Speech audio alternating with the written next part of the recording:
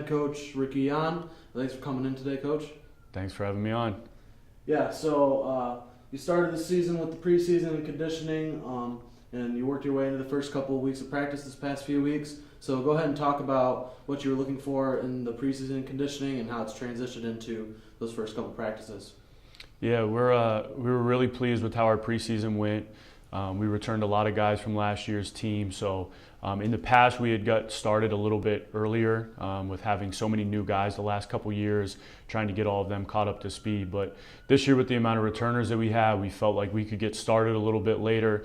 We thought that would help save their legs for later in the season. That was one of the things we noticed the last few years was that early on, by starting early, we were kind of ahead of the curve. But then as the year went on, it's such a long season, especially for guys that are maybe coming from playing in high school and their season being 3 or 4 months and college season being 6-7 months with practices and conditioning and all that. So we started a little bit later this year, but then we kind of told the guys by giving them some break at the beginning. Once we started, we really needed to get after it and to compete and really commit ourselves to the conditioning aspect. And so I thought we had as good of a preseason conditioning as we've had, and then that kind of really translated into our practices. I thought our first 2 weeks or so of practice that we've had now, like every team, we've had good days and bad days, but the thing that was really nice to see so far with this year's group is that we didn't have that like terrible practice that I think most teams have. We've always had in the beginning where, once or twice in those first week or two where guys are getting used to practicing every day, that you have some sloppy days, got days where the guys just aren't ready to be there. But this year, every one of our practices, we've gotten something out of it and been pleased with how that's gone. Great. So just recently you had 2 scrimmages. Can you go ahead and talk about how those were able to help improve your team and what you were looking for out of those? We had 2 different scrimmage opportunities, and I think we got different things out of both of them. With our first one, it was an inter-squad scrimmage.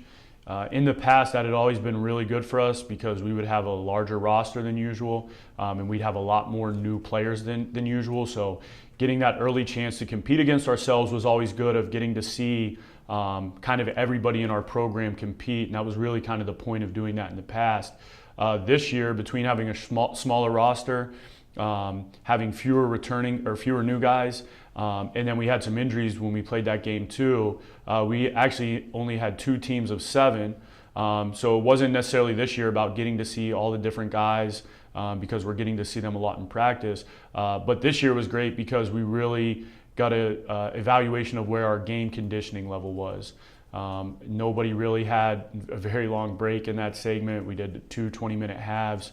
So even probably the guy that played the least amount of minutes still probably played 20, 25 minutes, and some of those guys played 30, 35 minutes. So that first inter-squad scrimmage, and we kind of talked about as a team afterwards, we maybe didn't get as much basketball evaluation out of it because fatigue and some different lineups out there were together that we probably wouldn't play, but we got a really good test of kind of our conditioning level.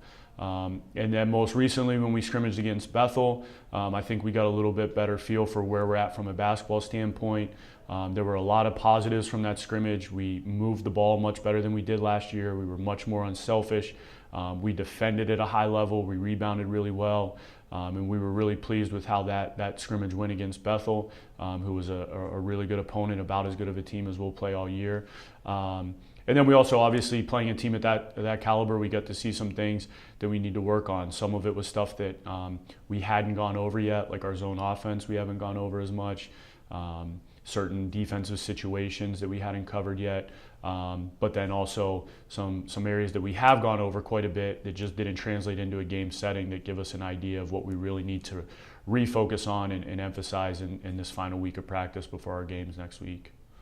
Great. Looking ahead to your schedule, you start off the season in Indiana, and you also play a Division I school, IPFW. So go ahead and talk about the significance of having a good non-conference schedule. And every year you've been here, you've had a Division I opponent, and talk about how that prepares your team. Yeah, we've tried to do that as often as we could. I mean, we've played, I think, 6 or 7 Division I games now. University of Michigan a couple years ago, and we've played Eastern and Central, and now we have IPFW this year. And I think when we play some of those Division I teams, some teams that have some higher level athleticism and skill set than we'll probably see during the year, it at times has really helped us when we do play some of the bigger or the more athletic teams in our conference, that it's not the first time we're seeing that size. I can remember a couple years ago when we played at Davenport, we got out to a really slow start. I think we were down like 12 or 15 early, and we kind of reminded them that, hey, like we played Michigan this year, we played Eastern Michigan this year. Those guys were way longer, way more athletic than Davenport is, and so don't get overwhelmed by the size or athleticism. And guys kind of seemed to settle down after that, and we ended up making a pretty good comeback and getting back into that game and then being competitive the rest of the way. So I think a non-conference schedule, it's so important to have some teams that will really challenge you, especially in a league like ours, where we've had, I think every year that I've been in the league, we've had a team make the Final Four. We've had Cornerstone win it and be the national runner-up last year. So we know in league we're going to get at least 2, 3, 4 games with playing everybody twice against the top teams in the country at our level. And so the more out-of-conference games we can get to try to simulate that, we feel like it prepares us better for the grind of the WAC conference play. Going ahead into conference play, you're in the WAC again this year, and this year you're, according to the poll, you're 9th in the division. So go ahead and talk about how that motivates you and how having to compete against these good teams, against the Cornerstones and the Michigan Dearborns, and adding Rochester this year, how that helps your team. Yeah, it's the preseason polls are funny because I think a lot of times it's just kind of based on program reputation or whatever it might be. That I think in 4 of the 5 years I've been here, we've been picked 9th, and that's been the case whether we graduated everybody and we had a brand new team, or we've had years where we finished in 4th place and then returned most of our team and then we're still picked 9th. So I know, speaking for myself and probably the other coaches, that we're all busy focusing on ourselves. You probably don't put too much time or stock into where other teams will be, but we really like our group. I think we understand that with not having a good year last year, it would probably be a big leap of faith from other coaches in our league to feel like we would be a top 3 or 4 team, but that's certainly the goals that we have for this year. We feel like behind Cornerstone, we return as much, if not more, than anybody in our league. We know that we had issues to work on, and I think from what we've seen in our scrimmage and our practices, we've made some good strides in those areas, but it definitely does motivate us. I mean, even going back to last year, we kind of felt like with about 4 games left in the season, we were kind of hovering around 6th place. We had a young team. We had fought a lot of adversity and had some injuries, and we kind of felt like, man, finishing in the top 5 or 6 this year would be great for this group and would maybe give us some confidence. At the same time, if we finish 6, 7, or 8, our guys might feel like, hey, we'll just naturally be better than we were last year. But I think between finishing last year the way that we did, guys seeing the conference poll and seeing kind of where we were viewed throughout the conference in terms of our talent and ability level has definitely motivated them. And again, that was another thing we saw in our scrimmages, is that our team definitely has a chip on their shoulder to earn what they believe is theirs. Great. So talking about your team, you're returning a great, strong group of returners this year. So go ahead and talk about what you expect for them on the court as leaders and how they perform and how they can help the newcomers bring an impact as well. Yeah, it's definitely a nice dynamic for us to have. It's probably the most stability we've had since the second year that I was here. Ever since we graduated that class with Andrew Patrick and Josh Fugate, we had played primarily freshmen and sophomores the last 2 years. So the last 2 years, as I was kind of saying about conditioning and preseason, we were constantly trying to get new and young guys caught up to speed, understanding everything that we're trying to do on and off the court. And this year, we return basically everybody. We return our top 9 guys in terms of minutes and points per game and things like that. We return basically our entire rotation, including all 5 starters. I think 8 of those guys are going into their 3rd year in the program. So we're finally now crossing that threshold of, instead of being all freshmen and sophomores, we're primarily juniors and seniors. And we really saw that in our scrimmage, that the amount of times where there would be a mistake, and before I could even get to a guy to correct him or let him know, he was screening in the wrong place or he, defended something the wrong way, there were 2 or 3 guys on our team that were kind of getting to him first and letting them know. And we're starting to hopefully get to that point where our players are very familiar with what we expect, and they're now really comfortable kind of taking that lead and the ownership of what we're about. And I think that'll be great for our young guys. Again, in the past, someone like a Gerald Booker, who led us in scoring as a true freshman.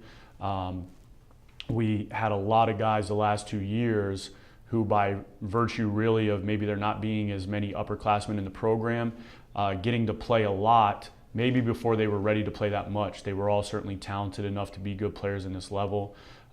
We feel like we've got 4 or 5 kids that are going to compete to be all conference players this year. And so they're all guys that definitely would have become players and contributors at some point during their career. But I think, if we had a team like we had now and Gerald Booker was a freshman on this team, he wouldn't necessarily have to play 25 minutes a game and lead us in scoring like he did as a freshman. And so that's the luxury that some of these young guys will have, is that while we certainly think they'll all be good players and we're excited to have them in our program, we're not going to be throwing out a guy who's only been in college for 2 months and have him try to play 30 minutes against Cornerstone or something like that. Those guys are going to be able to really just focus on absorbing everything that we do, understanding our expectations on offense and defense and off the court and all of that, and can just focus on getting better on a daily basis and not get caught up in, oh man, I'm not playing as much as I did the game before. Coach must think I'm not doing that good for a freshman, and they can just really be concerned with absorbing everything and being ready for to contribute in the future. The team's motto this year is 95%. So can you go ahead and explain the significance behind that and how you're using that to motivate your team? Yeah, it kind of was neat the way it came together. It came from a video with Billy Donovan from his time when he was at Florida. And we would watch it every year as a team at some point during the season when we felt like it was relevant. Between the fact that our guys were familiar with that concept and then the way our team played last year at times, I think it really fit together well to use that. Billy Donovan goes into this kind of a long talk, but that basically at some point during his time in Florida, he would notice that if guys had a bad shooting night, it would affect how they played the rest of the game. It would affect how they practiced the next day. And so he would start asking some different questions like, hey, if you missed 10 shots last night, how long did that take you to miss those 10 shots? And they'd realize 10, 12 seconds. And it's like, so why do you let the 10 seconds of bad play, those missed shots, affect the other 28 minutes you're on the court or 29 minutes, whatever it is? And then started boiling it down even further of kind of asking guys like, hey, when you play a game, if you played 25 minutes last night, how long do you think you had the ball in your hands? And he would start to see that guys think they have the ball in their hands a lot more than they do. Guys would think they'd have the ball in their hands for 18 or 20 minutes in a 40-minute game where you're only on offense for a maximum probably of 20 minutes in a game. And so they started doing some research and came to the conclusion that on average, a player will have the ball in their hands for about 5% of their minutes. And so he would always hit home on, what are you going to do with those other 95% of your minutes that you're playing? And in a sport like basketball where it's a high-scoring game, certainly scoring is a huge part of it. If you don't score the ball, you can't really win. You're not going to win a basketball game scoring 15 points. But that we as players and as coaches can develop an incorrect balance of how important, I guess, that scoring is. That while it is the way you win, obviously, by scoring the points, but there's so much more that's going on in a basketball game. You're only going to have the ball in your hand for, 5 minutes in a game. And if you play 25 minutes, what are you doing with those other 20 minutes when you could be screening, cutting, playing defense, rebounding, communicating? And then we tried to take that a step further, whether that's beyond just the minutes in the game, that, hey, you might be a guy that doesn't play at all tonight. And so 100% of your time is spent with the ball without your hands. What are you doing as a teammate? How are you contributing to us winning despite you might not be on the floor? And then even larger of kind of realizing that, that 95%, just that concept of like, what are you doing outside of what we can incorrectly think is the most important thing? And as basketball players, we can certainly start to think that basketball is the most important thing in life, but what are you doing with the other 95% of your time that you're not at practice? What are you doing as a student, as a person, and as a Christian, and all those things? So it's really been a good message for us because, again, last year we did score the ball really well. We have a bunch of really good individual scores, but we didn't move the ball that well. We didn't screen and cut and defend and rebound. So I think just the strength of that message in general, and then the fact that our issue was that other 95%, really kind of fit well with our team. Great. So lastly, can you go ahead and give a message to all the fans out there and tell them what they should expect when they come to a Concordia basketball game, both in the atmosphere and the play on the court? Yeah, I think in a lot of ways, hopefully it'll be the same that it's been for the last couple of years, that we're going to be a team that plays hard and competes every possession of every game, that we're going to compete on the defensive end and make it difficult for the opponents to score, and then get out and push the ball in transition and try to create early offense. And then hopefully we're just going to be a little bit more fundamentally sound than we were last year, that we'll execute a little bit better than we did last year, and most importantly, be a little bit more confident down the stretch to close out some of the games that we lost in the final minute last year. And so hopefully have a very similar identity to what we've had in the past, but just have a little bit more success that comes along in terms of wins and losses this year. All right. Thank you, Coach. Thank you.